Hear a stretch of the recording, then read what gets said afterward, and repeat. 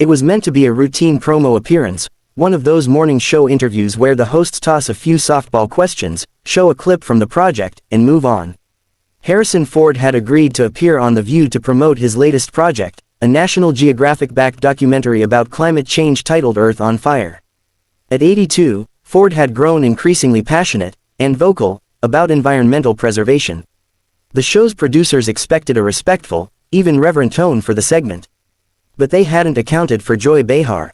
From the moment Ford walked onto the stage, clad in a dark blue button-down and his trademark no-nonsense expression, tension hung in the air. Joy opened with a sly grin and a jab that caught everyone off guard. "So, Harrison," she began, leaning forward, "you've been flying those private jets again to talk about saving the Earth." The audience gave a nervous chuckle. Ford paused, gave her a tight-lipped smile, and replied with trademark dryness, "I see we're starting with the tabloid questions." Whoopi tried to interject with a more neutral question about Ford's involvement in conservation projects, but Joy wasn't done.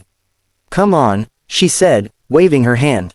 "Don't you think it's a little contradictory, preaching to the rest of us about carbon footprints while you've got your own runway?"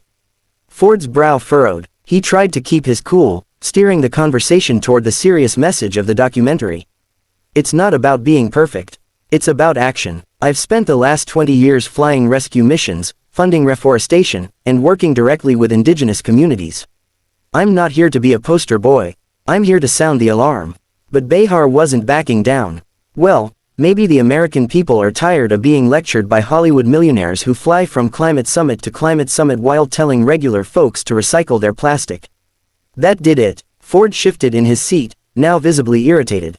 "Joy, do you want to have a real conversation, or are we just here to score points on Twitter?" he said, his voice cold, but steady.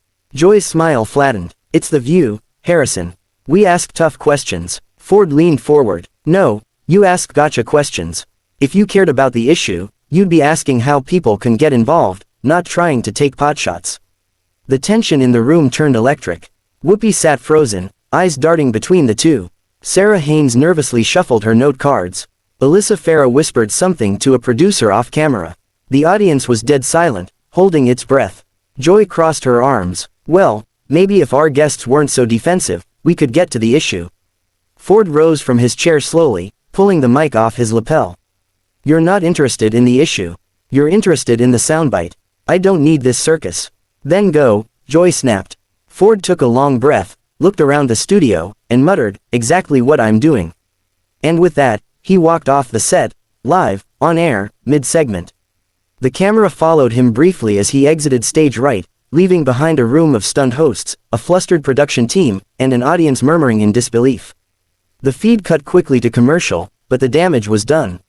Viewers across the country had just witnessed an unscripted Hollywood detonation unfold live on daytime TV. The fallout from Harrison Ford's dramatic exit from The View was swift and seismic. Even before the episode had finished airing in all time zones, clips of the confrontation between Ford and Joy Behar were lighting up social media. Viewers were divided, some furious at Behar for what they saw as a deliberate ambush, others critical of Ford for what they called a celebrity tantrum. But no one could deny the moment was electric. Backstage, chaos reigned. Producers scrambled to regroup as the commercial break ticked down. A shaken stage manager whispered frantically into a headset, trying to reach Ford before he left the building. But the veteran actor was already gone. He'd left the studio without so much as a glance back, reportedly declining any attempt to smooth things over. "Tell them I'm not interested in a post-mortem," he was heard saying to his assistant as he entered a waiting black SUV. On set, the remaining co-hosts returned from the break visibly rattled. Whoopi Goldberg attempted to salvage the segment, her voice steady but clipped. "Well, we were hoping for a thoughtful discussion about climate change," she said, addressing the camera directly. Things clearly went off the rails.